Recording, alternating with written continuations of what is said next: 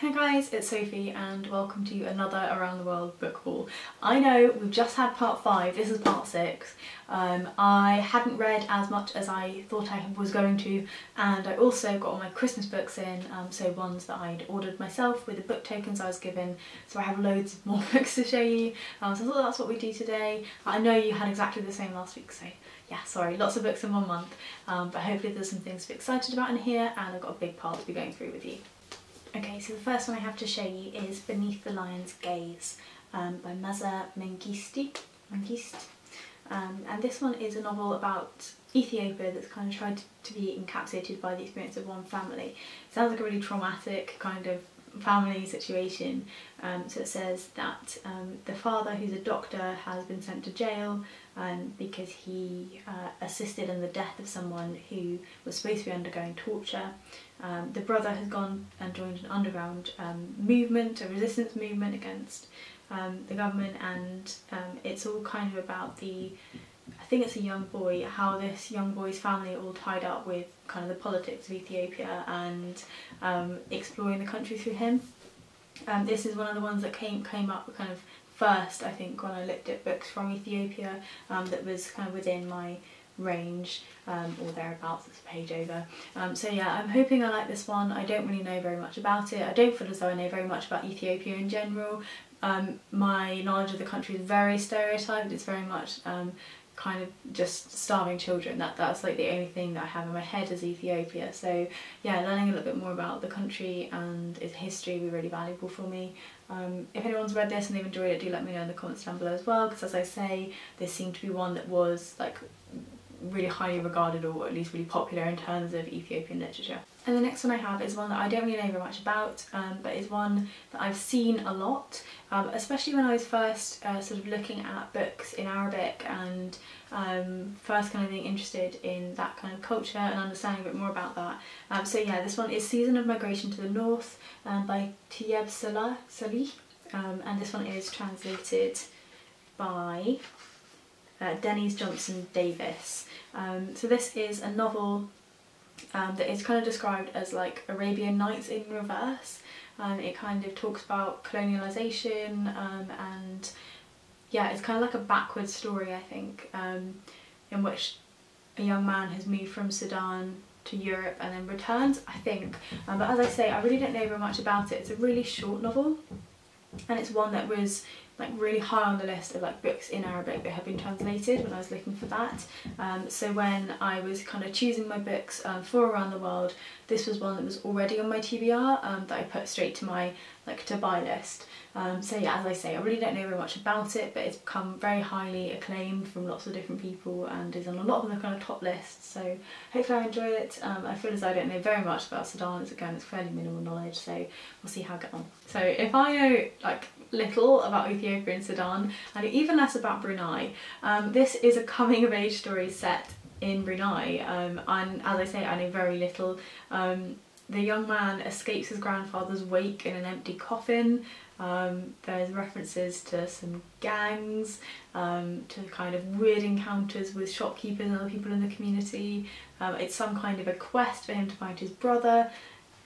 I have no idea what to expect. This is one of the few ones I found for Brunei, and yeah, it just seems mad. Like on the cover you can see a little boy escaping down the river in a coffin. We will see. Yeah, I don't know that from memory, I don't think there were too many reviews of this one either. Like on Goodreads, I don't think many people have read it.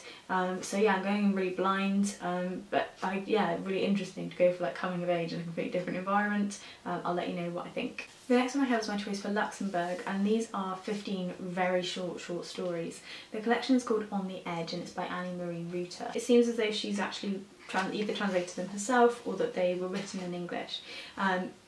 Though it did say that this Black Fountain Press is the first publishing house for literature in English in Luxembourg, so potentially it's people who are actually writing in English. They are really short stories.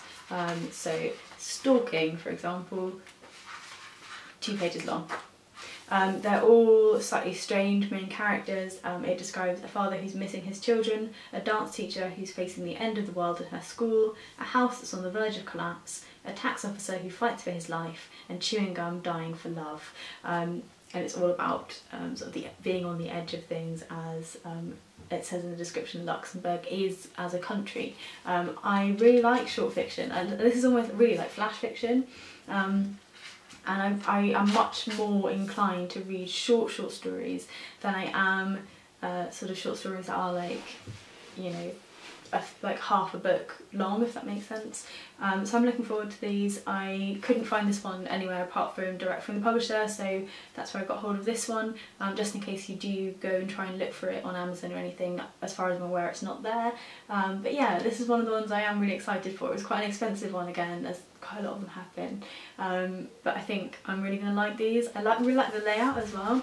They're kind of way in which the like title is almost like, I was going to say blacked out, then this story is called Burnout, but it's almost like highlighted by the ink. I don't know, I think it's a really nicely put together book, and we'll see whether or not I like what's inside. So the next one I have is my pick for Samoa, and this is one that when looking this up, this one author was a person who was really everyone was recommending, and she's called Figiel, and the book I chose was They Who Do Not Grieve, because the description on Goodreads sounded so interesting. Now the back doesn't relate quite so much to the Goodreads, so I'm going to go with the Goodreads just to try and explain it a little bit.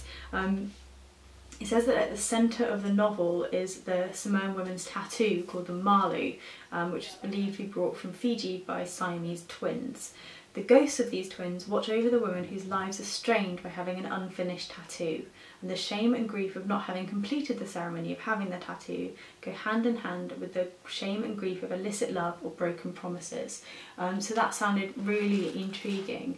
It does kind of mention on the back that it's a three-generational novel, and that it is also kind of talking about the ways in which the Americans interact with people in Samoa. So yeah, we will see what I think. As I say, Figiel is the author that was definitely like top of all the list when I was looking for Samoa, and I've had a couple of people actually suggest in the comments as well that I read her, so hopefully I got on with her, and yeah, I'll chat back to you about this one.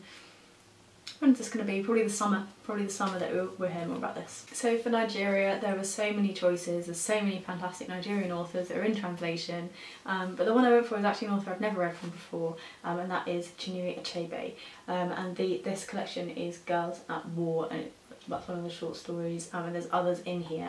As I say, never read him before, but I've picked his books up so many times in the bookshop. I didn't really know where to start, to be honest, and if you've been here a while you'll know that I tend to find, for me personally, that short stories are a really good entry into someone's writing, to see whether or not I enjoy them, whether or not I want to keep going, because I find that short stories go quite quickly and I can get a sense of how they play with kind of form. So yeah, I ended up choosing this one. I think the cover is gorgeous as well. In terms of the stories itself, it says that there is one about an ambitious farmer who's shunned by his village when a madman exacts his humiliating revenge, and a young nanny who's promised an education by her well-to-do employers only to be cruelly cheated out of it, along with 3 fiercely observed stories about the Nigerian Civil War.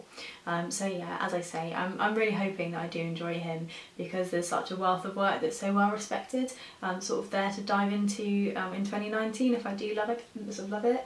But yeah, we'll see. Short stories I think are really good to have in this challenge, just to mix things up a little bit as well. And yeah, I'm really hoping I like this one, but I recognise there are loads to choose from, and I know lots of other people will have favourites of his that I haven't chosen, but yeah, as I say, short stories in my bag for new authors often. And the next one I have is my pick for Uganda, and that is Snakepit by Moses Isegawa. So I think more than anything this is a book that is around kind of political intrigue and the politics of the time. It is set during the time of Idi Amin, so yeah, it describes, I think, a man who is sort of under the command of a general and a woman who is sent to disrupt him or kind of gain information from him.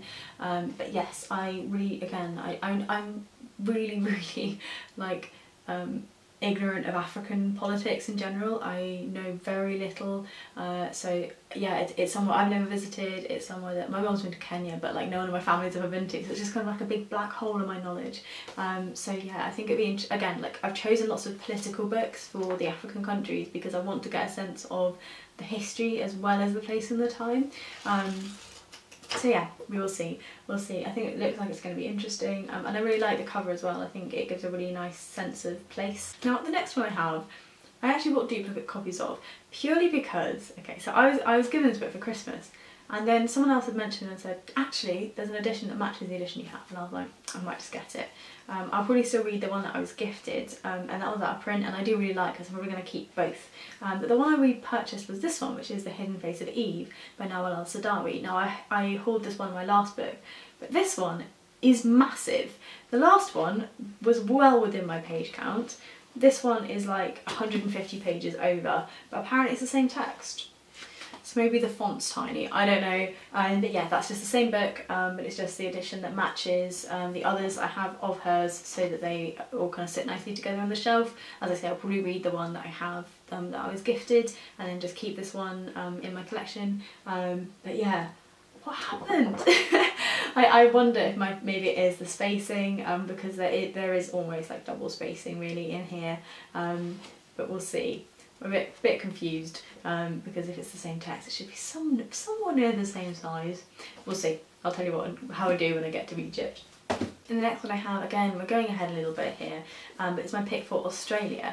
Now, I had a couple of choices that I had for Australia, and actually in my spreadsheet none of them were this one, but I went on Amazon with my book vouchers, and I was just looking up like what the Australian prize winners were, and one of them that really stood out to me was this one, which is Between a Wolf and a Dog by Blain.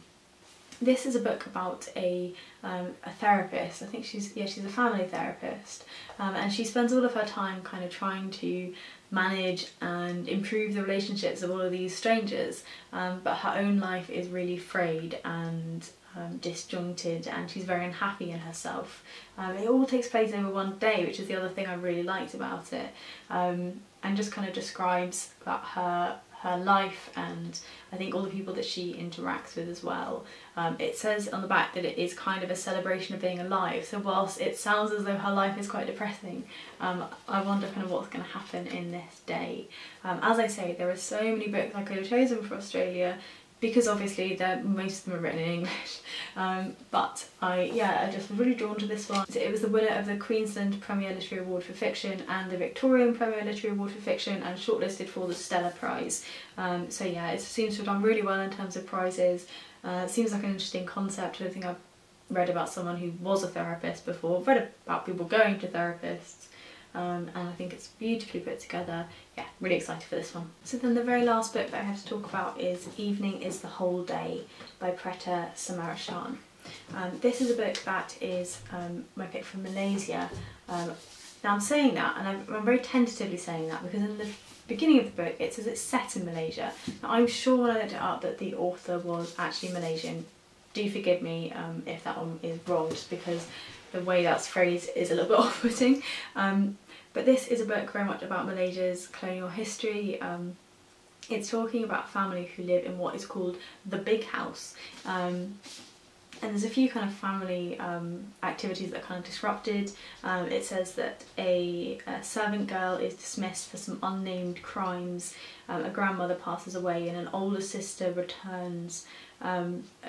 disappears, from the country to a new life abroad. So there's kind of lots going on, and the main character, I think, begins at 6 years old. So we're kind of understanding what's going on in her family and how things are a little bit more complicated perhaps than it might seem to a child, and also understanding this concept of the big house, and I expect it's kind of related to, links to the UK and England's colonial past. So that's something that I really wanted to read more about and understand more about through Around the World.